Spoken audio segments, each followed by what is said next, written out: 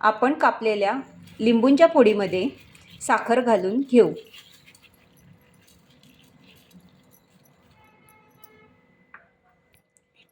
त्यामध्ये मीठ सुद्धा घालू।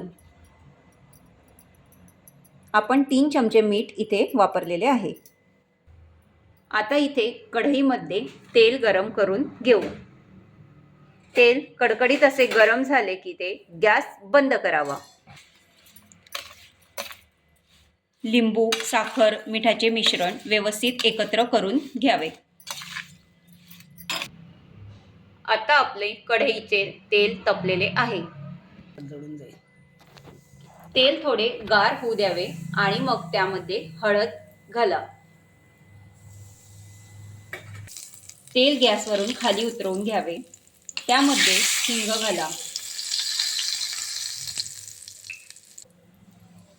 त्यामध्ये तिखट घाला आणि एकत्र करून घ्या।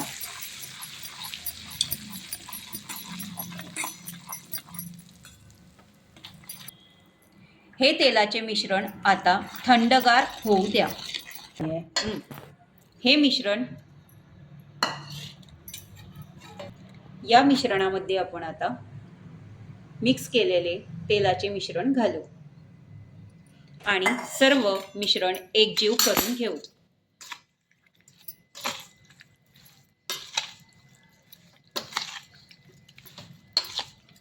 आपल्या लोणच्याला छान लाल असा कलर आलेला आहे।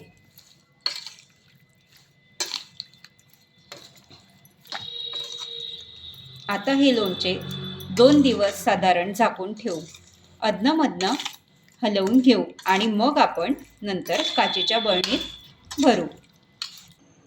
आता हे मिश्रण आपण 2 दिवस झाकून ठेवू।